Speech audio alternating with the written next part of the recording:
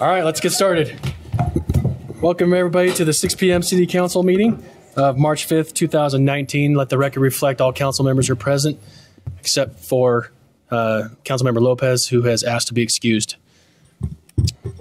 I have asked Vice Chair Chaburka to lead us through the Pledge of Allegiance this evening. And I have asked Hazel and Millie Nadolski, who are sitting right there, to do us the honor of leading us, if you don't mind, ladies.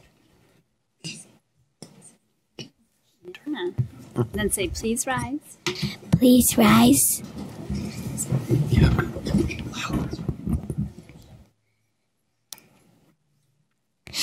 Begin.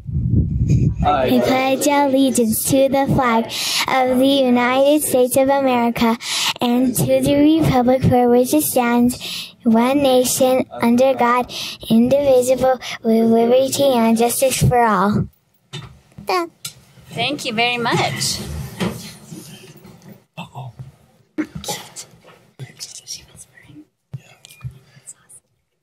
Okay, please join us in a moment of silence.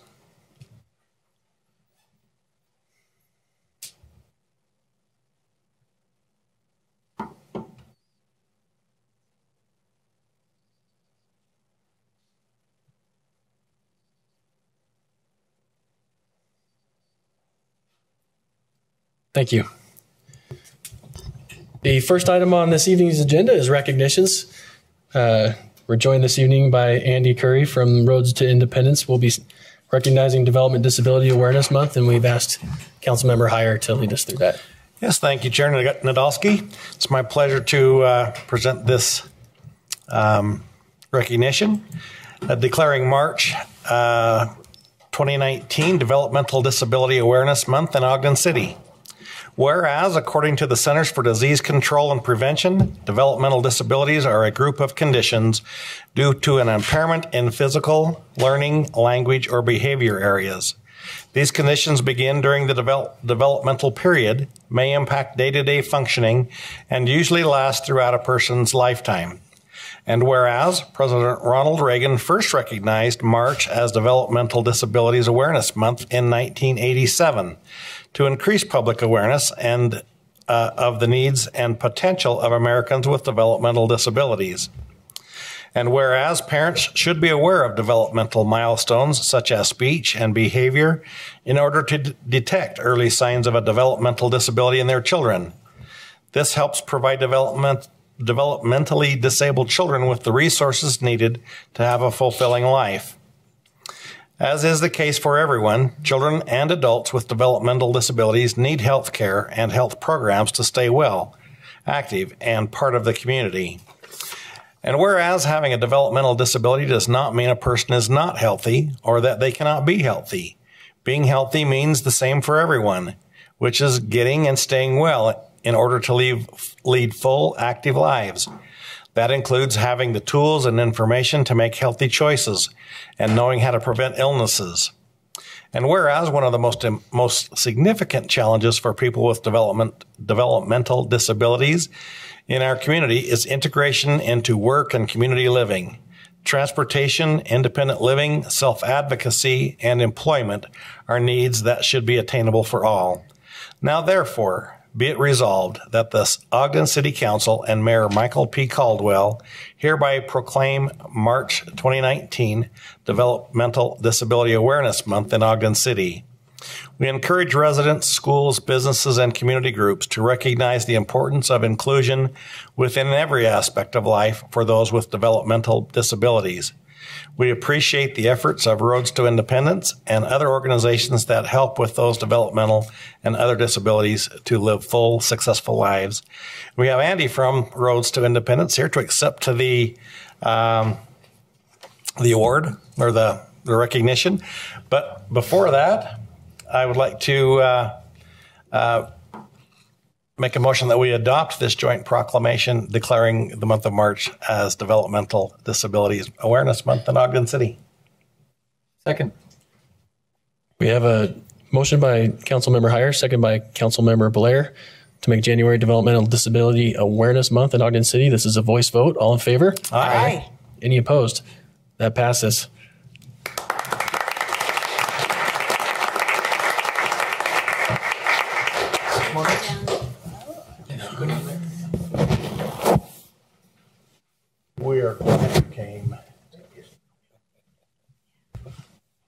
Got that.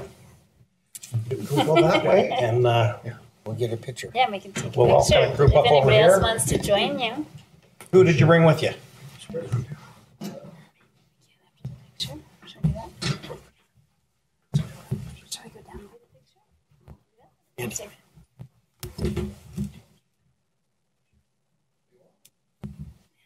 Go down.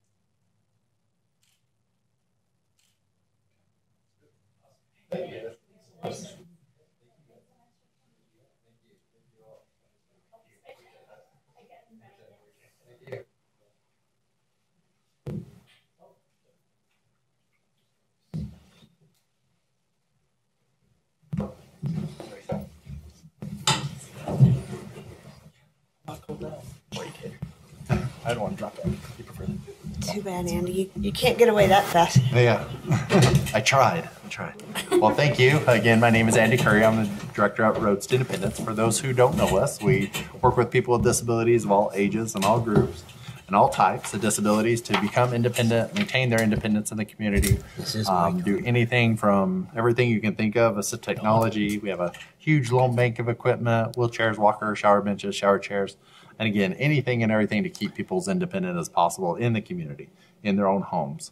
And we do a lot of services for transition, and that's where a lot of our people with developmental disabilities are today. They said that if they're not here today, then they better be at that transition fair. So it's just gaining resources and everything for them to be as independent as possible in the community after they graduate from high school and being employed, going to work, and being as integrated as much as possible. So I thank the city for recognizing Developmental Disability Awareness Month. You guys are really good about making those awareness, and we've done Employment and Disability Awareness Month and things like that. So I appreciate you guys recognizing this. So thank you again, and got to thank Ben. We put him in, he took the charge and did sat in a chair for a day and trucked all the way from our center down here. So he was a real trooper on it. So that was great. That was awesome. And we're actually putting him in our newsletter this month. So, so he gets a recognition. All right. So thank you. And that's open to anybody. So There you go. if anyone wants to take that and get some awareness and just some training on that, we're happy to provide that. When's the basketball game? John's been challenging us to this basketball game. When's that going to happen? We have one in, let's see, in Logan this month. But we'll have to round that up. We'll get the guys. So we can do that. We can set that up. All right. So, Thanks, Andy. okay. All right, Appreciate thank it. you.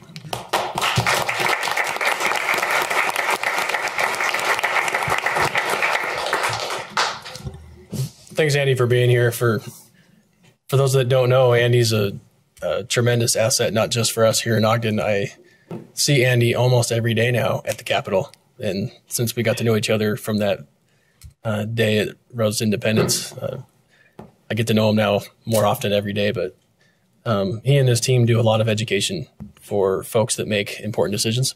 And there are a lot of lawmakers at the state level that rely on Andy and his folks to help educate them when they're making decisions. So thanks for everything you guys are doing in that regard, but doing for people that need some help. So thanks. Okay. The next item on our agenda is Women's History Month, proclamation recognizing Women's History Month in Ogden City. And we are joined this evening by Jenny Kite and other members of the Junior League of Ogden. There's Jenny. We'll bring you up in a moment. But we've asked Marcia to lead us through this one today. Thanks. Thank you. I'm honored. I got a text message from Chair Nadolski that asking me if I wanted to read the Women's History Month proclamation, and I wondered if that was a kidding on my gender and my age, but he just said no. So thank you. Yeah. But I'm honored to do so. So this is a joint proclamation declaring March 2019 Women's History Month in Ogden City. Whereas Ogden owes much of its success and growth to the contributions of women. Accounting for half of the city's population, their influence has been invaluable. Women have enriched our community through our service, hard work, and dedication. And whereas in 1980, President Jimmy Carter issued the first presidential proclamation declaring 1 week in March National Women's History Week. Never mind the other 51 weeks. 6 years later, Congress extended the week to a full month of celebration. Each year, the president issues a proclamation declaring the entire month of March Women's History Month.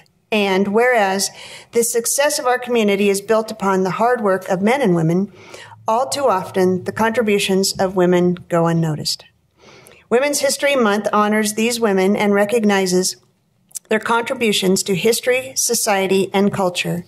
And whereas the National Women's History Alliance's 2019 theme for Women's History Month, Visionary Women, Champions of Peace and Nonviolence, honors women who have used nonviolence as a means to change society. We honor these women for what they have done for our community. Their positive impact has helped shape Ogden into the city it is today. And whereas we commemorate all the wonderful women of Ogden, their lasting impact and influence will forever be a staple in our community. Now for the Ogden City Council and Mayor Michael P. Caldwell hereby proclaim March 2019 Women's History Month in Ogden City. We express our sincere appreciation for the great women of our community. We recognize the efforts of the Junior League of Ogden and all the others within our community who make Ogden a great place to live. With that, I make a motion that we adopt this proclamation. I second. We have a motion by Councilmember White, seconded by Councilmember Chiburga, to adopt this proclamation. This is a voice vote. All in favor? Aye. Any opposed? This passes. And with that,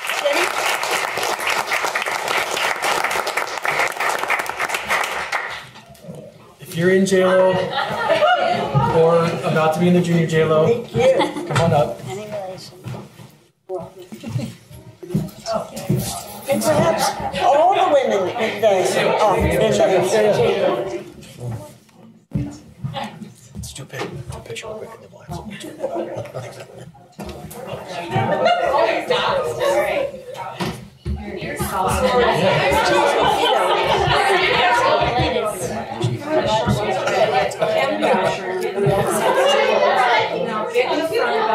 See how my wife's also looking? Yeah, she is.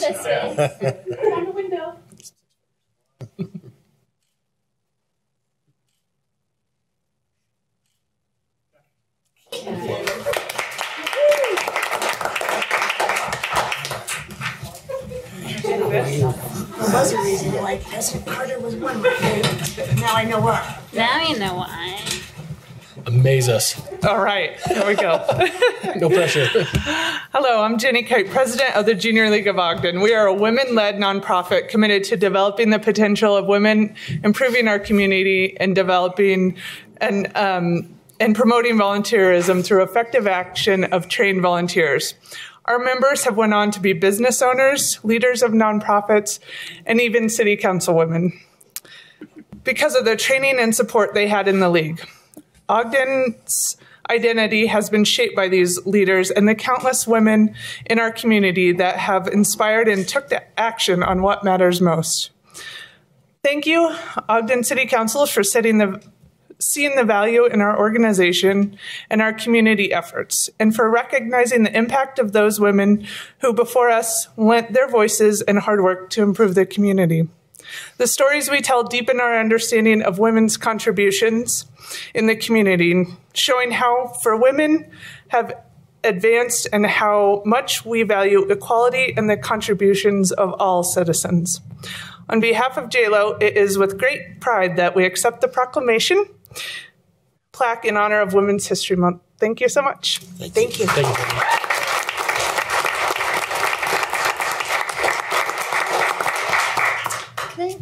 Chair, could I make a quick comment? I know they all have to Absolutely. leave pretty soon, so I don't know if we can wait till the end. They're of okay. the They got meeting. 44 minutes before they start the next thing.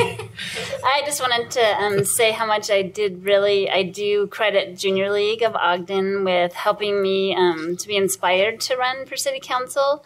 I know several years ago, Kim and I went to a Real Women's Run event all the way down in southern Utah. And at that time, I never thought of running for office of any kind. But during that conference, I really learned or was understanding better how it really is just real women that run for these kinds of things. And that's kind of the message, is that you don't have to, live up to this qualifications or these things that you might think you need. I think that evidence shows, right, that women will only apply for jobs if they're 100% qualified or more, right? They get extra education, extra qualifications for everything because they don't think that they're qualified, whereas men will often apply or run for things when they're only 60% qualified. So I think that that's the message. I just really appreciate Junior League helping me to understand, but also the connection with other women in the community is also really valuable too. Thank you. Great comments. Thanks. No applause. Thank you. Chair Nadolski, if I could just say one quick Of course, comment, and we're not supposed to because applause, but I it was so needed. So we'll let it go. One of the things that's always fun is to look at the history and the women and the firsts and all of that. And what's really awesome about the community that's sitting in this chamber is that there's going to be firsts for every one of you. And we're going to one day, 10 years later, 20 years later, 30 years later, we're going to go back and say, yeah, the first was somebody sitting in this room. And I'm excited and glad that these women just push us on a daily basis. So your history is yet to be made. Millie, Hazel. Awesome. There you go. now they're pushing the boundaries of decorum, but no. Okay. Anybody else? Okay. The rules here is I always have to wait till last to speak, but I do have something to share. So my life's been really busy, so forgive me on the timeline in my mind. But 2 weekends ago, Junior League of Ogden hosted their gala, right? And you invited Susan Matson to come and speak, Dr. Susan Matson. Mm-hmm. So for those that don't know, Dr. Susan Matson's a professor at Utah Valley University, and she's incredible. I signed up for her newsletter on email quite some time ago, and they're dense and unbelievable, the information she shares. But she is the founding director of the Utah Women and Leadership Project. And in her most recent email update, she included a link to the Utah Elected Officials Guide to Gender Parity for 2019. And so I went to that guide, and I want to share it with you this evening for a few reasons, which I'll get to here in a moment. But this guide outlines 10 recommendations for elected officials to take in 2019, which is the point of Susan Matson's work and the institution that she's running.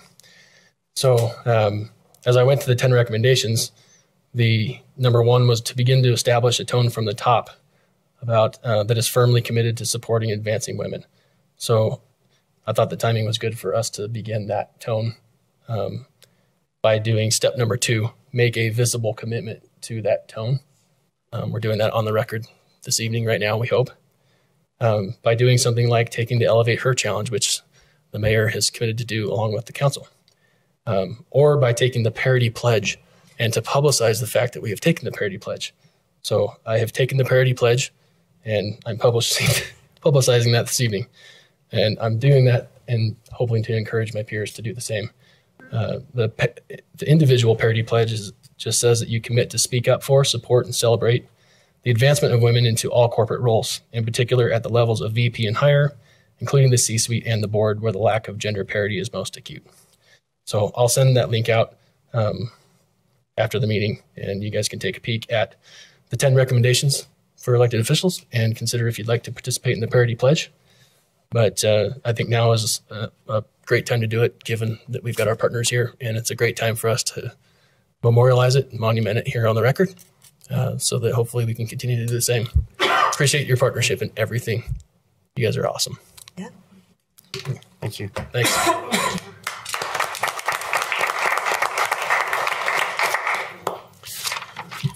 Okay. Oh, before you go, hang on a second. You guys have a really cool event this evening that if we wrap up here and I'm done, if I'll stop talking, we'll wrap up quicker. But You said that.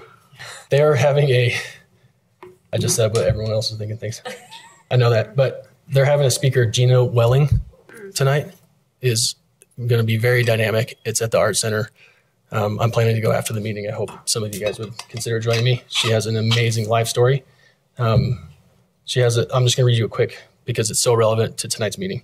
Gina Welling had a strong sense of purpose, living life as a double amputee, relevant to what we have celebrated as this evening. Living life as a double amputee set the stage for Welling to recognize her own strengths and value and inspire others to recognize the greatness in themselves. Born during a time when the tyranny of Pablo Escobar was sweeping her country, her home country of Colombia, Welling chose resiliency and humor to help guide her to success.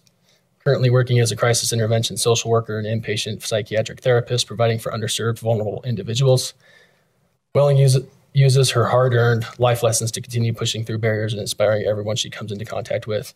This is a really good opportunity here from a really, really unique individual who's really dynamic, and she's really going places, and we get to have her here before she's going to be impossible to get. So thanks, you guys.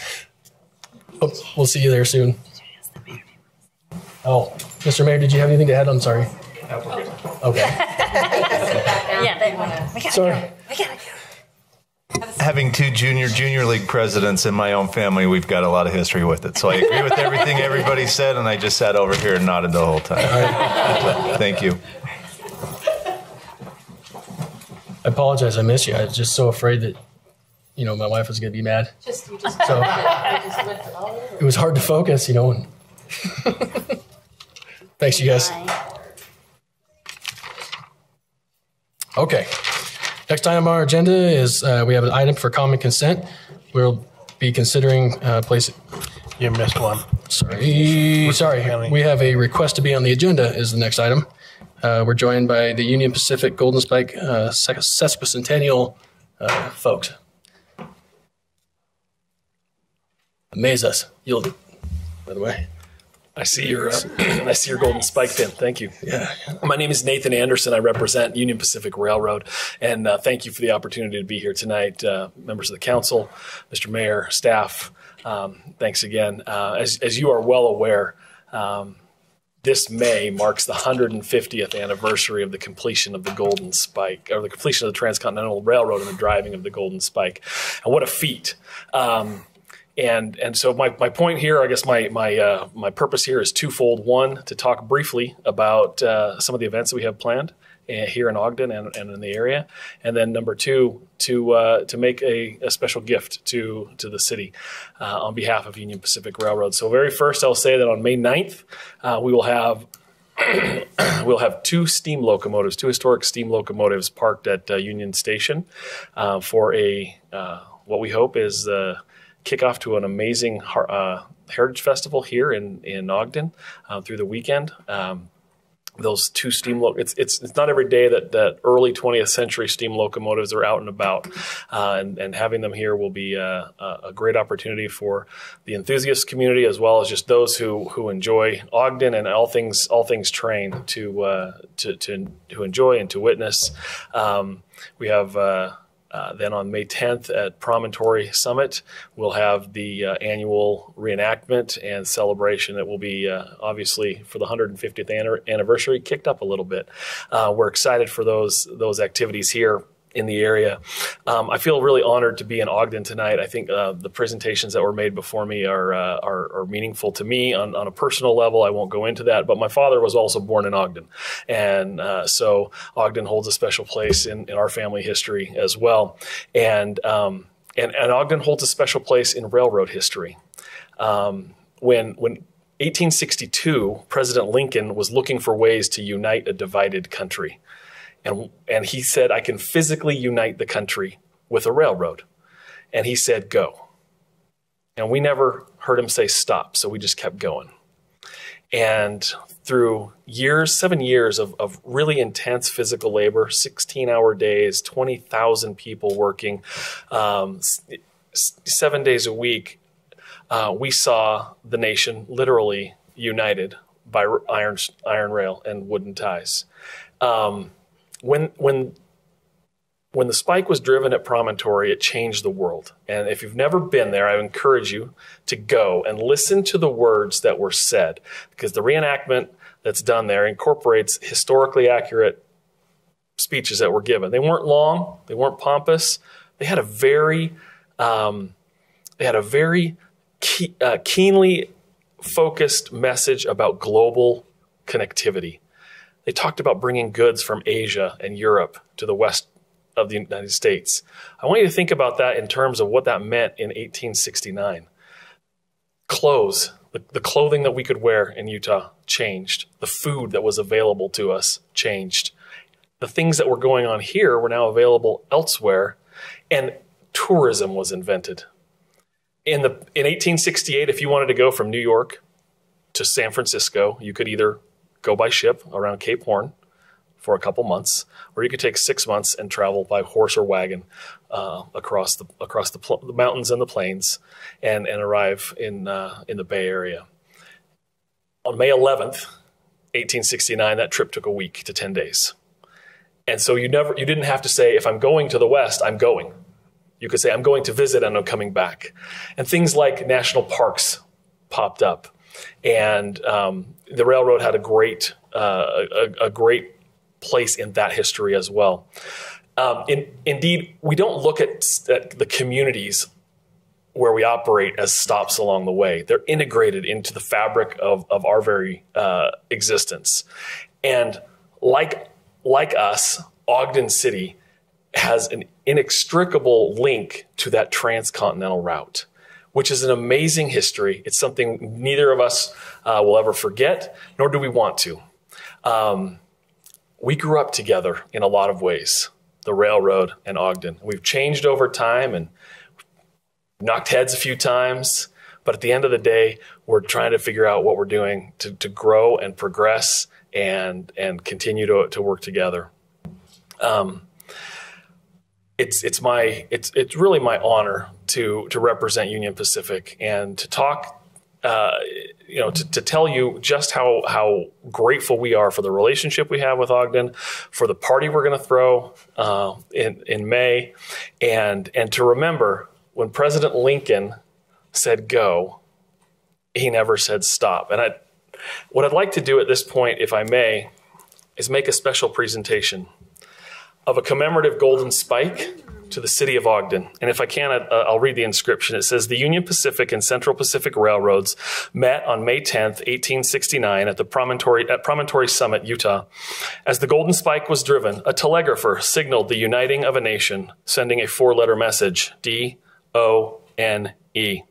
But it was just the beginning. Towns developed and the bond between UP and the early settlements grew. As we celebrate the 150th Golden Spike anniversary, Union Pacific is proud of these long-standing community relationships. And then you have the spike, and it says Ogden, Utah. And so on behalf of the 40,000 men and women who work for Union Pacific every day and the nearly 1,300 who work here in Utah, I say thank you, I say congratulations, and I say let's party like it's 1869. Thank you.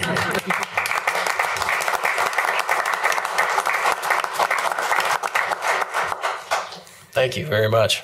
And in addition to the golden spike and the shadow box, the sign at the back is also a commemorative production by Union Pacific that we'll leave with the city. Okay. Oh, awesome. Thank you. That's awesome. Thank you. Okay, thank you. We should have you more often. Any chance we could get a picture with the spike? Absolutely. Yeah, let's do it. Yep.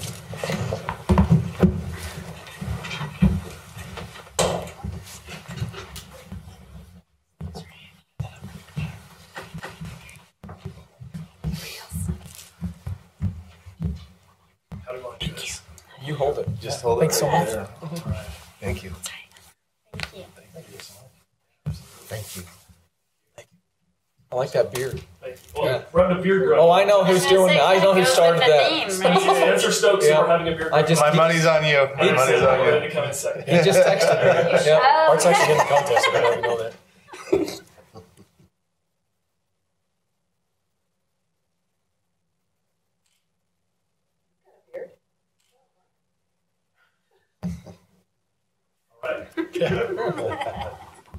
Great. Thank you. Where should I leave this? You can go with me. Okay. I should take it. I'll take one.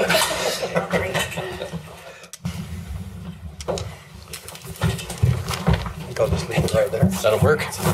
Chair Nadolski, just a little unknown fact about myself. I'm from a UP family. My dad grew up in actually a depot in Melbeta, Nebraska. And both my grandfathers were conductors on the UP. So No kidding. little known facts. Little known facts. There you go. Very cool. Yes. Oh, yeah. Okay. You told me you had to go. Thanks.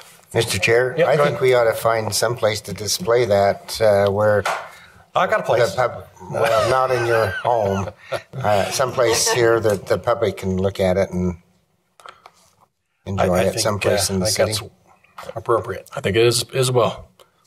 Stay tuned. Okay. We'll figure something out, I'm sure. Thanks for your words. That was great. You look like one of the guys in the champagne toast picture. That's my goal. Yeah, you just need the hat, and you're right there. Right there. It is an impressive beard. It is. Yeah. Okay. All right. Now on to common consent. Thank you. Consideration to set the public hearing for fiscal year 2020 to 2024 capital improvement plan. Chair Nadolski, I would make a motion that we adopt common consent items as listed. Second. We have a motion by Councilmember Heyer, second by Councilmember White to adopt the item of common consent to set the public hearing. This is a voice vote. All in favor? Aye. Any opposed? That passes. Before we move into public hearings, Councilmember Blair has asked to be excused for the evening. Okay, next item, vacation of streets and Business Depot Ogden. I believe we're going to see a presentation from Greg Montgomery. Greg will be making one presentation for the public hearing for the two ordinances. Perfect. Thank you.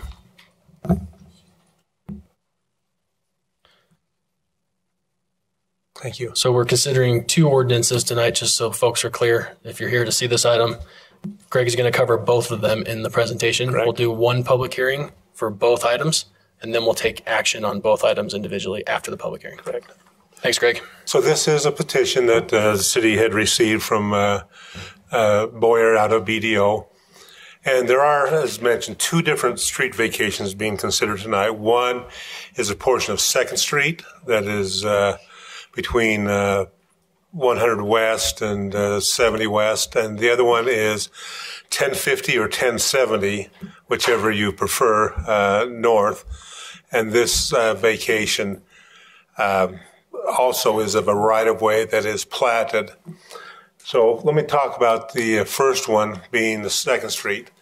This is the old 2nd Street alignment, and the majority of it had been vacated with several different plats that occurred at BDO. However, we had one section remain as a fragment of the old 2nd Street alignment. And once the new 2nd Street went in, of course, this had no longer a need to be a public street. It was actually used more as an access to the parking lot in front of the outlet stores. The consideration then is there a public need or public good for this small segment of 2nd Street where the new 2nd Street alignment had been moved to the south and now functions as a public street. As the Planning Commission looked at this, they felt that there is a good cause to vacate that street because of the realignment, and that there is not a need to keep it as a public street because it's an internal circulation system now, and that no one is adversely impacted by this street being vacated. On that specific item, the Planning Commission voted 8-0 to recommend vacating that small segment of 2nd Street. Greg, is there any plan to do anything with that site to make it, take it out of the looks like a street? And well, in fact, I think Aaron may talk a little bit about that, but the reason of the vacation is because they do want to do some things there to help the parking lot function better. Yeah, that was my question. So, yeah, thanks. The second item deals with 1050 or 1070 West. This is the street master plan for BDO, and a couple years ago, it was determined that that second street off of to the west side of BDO would function better as a private area to allow the developments of the warehousing on both sides and to let this street become access for truck maneuvering and truck deliveries to not only the existing warehousing but future warehousing built to the east. In order to accomplish that, it could not be a public street. So the master plan had been amended at that time. In the lower section, that was just south of 400 North, was actually vacated. The area north of 400 North, however, was not vacated. And this picture depicts that still is in place today as a public street. However, as development is occurring in that area, as I mentioned, it's better to function as a private road. Doesn't mean by vacating it there won't be a circulation system in there. It just means there will not be a public street and subject to some of the requirements of a public road. So who maintains that road? So it'll be maintained by the Boyer, the company, as a private street as some of those other alleyways and not the public street. Again, the commission looked at this as good cause, that the relocation, the internal circulation are important factors, and again, no one is adversely impacted. And again, on this specific item, they voted 8-0 to approve that vacation. So those are the two items for your consideration regarding a BDO. Thank you, Greg. Any questions for Mr. Montgomery? Okay, before we move to the public hearing, we'll invite the petitioner to speak if he wishes. Aaron Osted is with us.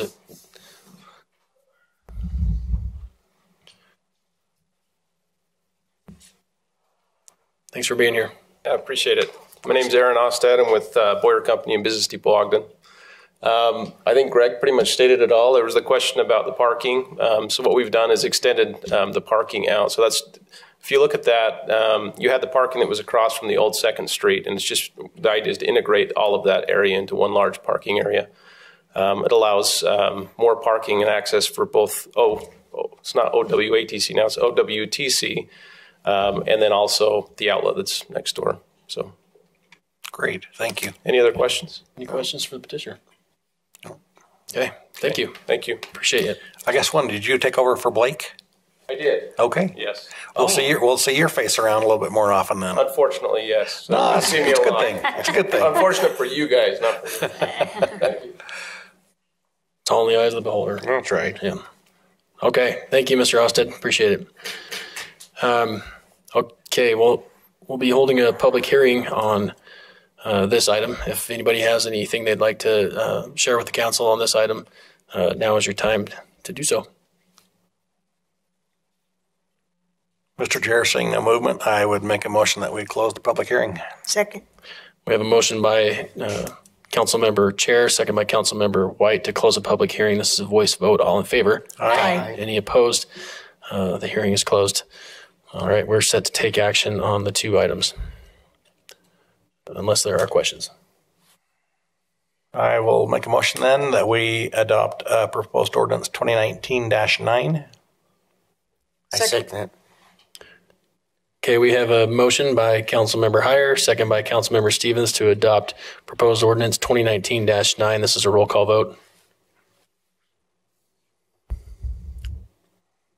Councilmember Heyer. Aye. Councilmember Stevens. Aye. Councilmember White. Aye. Vice Chair Chaburka. Aye. Chair Nadolski. Aye. That passes. And Mr. Chair, I would also make a motion that we adopt ordinance 2019-10. Second. We have a motion by Councilmember Heyer, second by Councilmember White to adopt proposed ordinance 2019-10. This also is a roll call vote. Councilmember Stevens. Aye. Councilmember White. Aye. Councilmember Heyer. Aye. Vice Chair Chaburka. Aye. Chair Nadolski. Aye, that passes. Thank you for coming. It's nice to meet you. It is good to meet you. Look forward to seeing you more. And Is Blake still working still, or is he gone now? He's gone. Oh. His last, about 3 weeks ago was his last day. Okay. wow. So he's busy. I know, he's got new season of life, so, yep. Good for him. Thank you. Okay. Public comments. This is an opportunity to address the council regarding concerns or ideas on any topic. Does anybody wish to comment this evening? Okay. Seeing no movements, comments from the mayor. Two things really quick. Nathan, I'm glad you stayed. We're really looking forward to this event in May as Ogden City goes, UP goes. We basically are a double helix. Our DNA wraps around each other, has since 1869, and it will well into the future. So we appreciate you being here, the investment you guys are making in making this a great and amazing celebration, and you've got great partners with us to help pull that off. So thank you for being here, and thank you for everything you guys are doing. And if you could let everybody know how much we appreciate that, would be very grateful. And then I want to just quickly point out, in the last week, I saw a lot of you at two unique events. We had both the fire and police annual awards. And as you hear some of the amazing stories that our men and women do, the accomplishments they've made, some of the things they've been able to successfully address, it's always a real humbling experience. And I want to thank you all for the support of those agencies. They all felt it. We've made some really tough choices in the last number of years to continue doing that. They were all very appreciative of all the work that's gone into that. One of the things I meant to call is that the council was so supportive that one of them even packed a satellite phone all the way into the back of the Wind Rivers to call in and cast his vote and saying, yes, this is important to me and I want my vote to be cast. And I meant to say that, forgot when I was up there, but that support is really well felt, and I think it's really unique in terms of our public safety. And so you all have our gratitude and their collective gratitude as well, and I just wanted to pass that along and again say thank you. Thanks, Mayor. Thank you, Mayor. Any comments from council members? Well, I want to apologize for missing the police awards banquet last night. With the snafu and the dates, I had double booked that night and had another thing in the way. But it was certainly not my preferred place to be. It just was the place I had to go. So, but I do very much appreciate our sworn officers and sworn firefighters and those people that protect us and keep us safe. And so I really didn't have a lot of anxiety about voting for those things. I think I've got some law enforcement in my family and recognize the sacrifices that they put forward. The whole family, they deserve what we can give them. They deserve everything we can give them. Thanks. Anyone else? Okay. Mr. Mayor, thank you for your comments at those banquets. It was very kind. Too kind to maybe, especially in light of the stories we hear on those nights. Last night again blows your mind to hear and to meet those folks and some of the things that they encounter are really amazing. One thing I'll say is that, we were joined at those events by a lot of partners in the community, private folks and agency from neighboring agencies. And I'll just share with you guys, a lot of them came to me and said, I hope you guys know how good your departments are. That we hope the council recognizes that Ogden Fire and Ogden PD set the tone in Utah. They are the standard to be. And, I don't have professional expertise to be able to compare. I only have my own personal and professional bias. That's always been my belief, but I just wanted to pass along to you guys that there are folks in those industries that feel that every bit as much as we do, and they are on the ground experiencing it, and they are absolutely qualified, unbiased opinion to be able to say such things. So I just wanted to relay that to you guys and tell you something you already know, but that it's reinforced in the law enforcement and public safety community. Okay, I'll entertain a motion to adjourn. So moved. Second. We have a motion by Councilmember Heyer, second by Councilmember Stevens to adjourn. This is a voice vote. All in favor? Aye. Aye. Any opposed? This meeting is adjourned.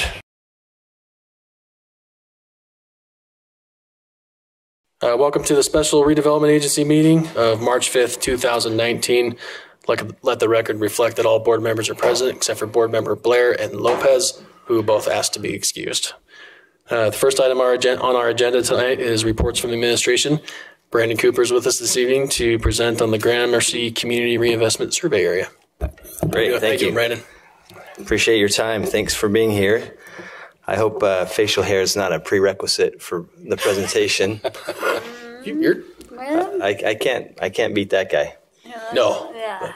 few can. Very few people can. So tonight's request is for the adoption of Resolution 2019-5, which designates the Gramercy survey area. This is a one-block survey area, bounded by Quincy and Monroe, east to west, and 24th and 25th Street, north to south. This area has a particular interest to us for a couple of reasons. One, its legacy role as a commercial center for this neighborhood. If you look at the East Central neighborhood as a whole, it really is central to that area and historically has provided commercial services to that area. So that was, I think, interesting to us. Also, the fact that these old commercial uses have gone vacant over the years, most recently with Rite Aid being sold to Walgreens and then Walgreens shuttering its stores. So now we have an old commercial area that's no longer operating and is vacant, and it's such a large area of that block. So for those reasons and others, we're interested in studying this area. As you know, we have purchased some of this property over the last few years, the bulk of it. This is about a 10-acre block. I believe right now the ownership that the agency has is around 7 acres. And so we would like to study the possibility of looking at additional acquisitions and then what could be feasible in terms of what the market can bear and what's good for this neighborhood. Right now, the parcels that are on that block are providing about $2.8 million worth of valuation in total. And there's about 19 parcels. And we believe that with some assistance from the RDA, there could be a significant investment to the area that could juice up that taxable valuation to close to $50 million, and more importantly, provide some needed services and potentially some residential units for that neighborhood. So those are the things we like to study as part of this process of adopting the survey area. This is a little bit out of date, but we had a work session on 26th of February today, pending action on the survey area.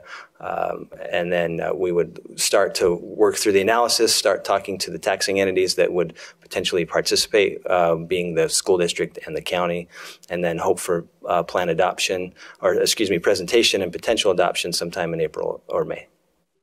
Any questions? Any questions for Brandon?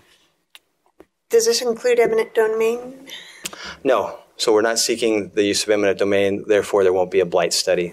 And will there be a period of outreach to those residential properties that are there? So we've had a series of open houses that took place in 2016 when this was a part of a larger study area. So we're using that data. Most of those residents and commercial business owners haven't changed. We represent the largest user on the block, and we've had individual contact with each of the property owners on that block. So we felt like we understand what their needs are, what their concerns are, and they also understand kind of what our intentions are. So as we go through the statutory process of adopting a project area plan, additional notice will be given and additional comments will be taken on the actual plan. Is there any harm to the taxing entities, partners, such as the school district and so forth? Are they still going to receive certain funds from this project, or how does that work? So the base value of $2.8 million is frozen, if a project area plan and budget is adopted. And so that base value is frozen. So taxing entities will always receive taxes from that base value.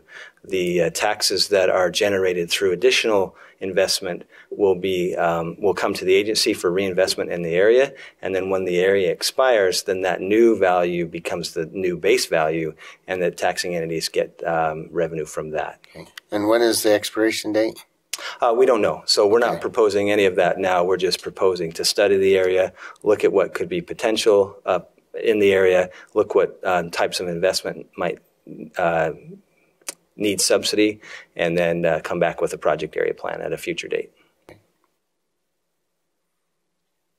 Thank you, Brandon. Thanks. Appreciate it.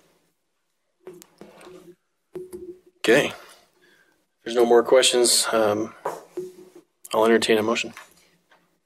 Chair Nadolski, I propose that we adopt Resolution 2019-5 for the study area. I second it. We have a motion by Board Member White, seconded by Board Member Heyer, to adopt proposed Resolution 2019-5, authorizing the establishment of the Gramercy Community Reinvestment Survey Area. This is a roll call vote. Board Member White? Aye. Board Member Heyer? Aye. Board Member Stevens? Aye. Vice Chair Chaburka? Aye. Chair Nadolski? Aye. That passes. Thank you, Brandon. We look forward to hearing more. I know there's a lot more work still ahead, but appreciate the work you've already done, and appreciate that you bring that to us. Do we have a developer that's looking? Do we have anybody looking? Good. Yeah, good. Okay.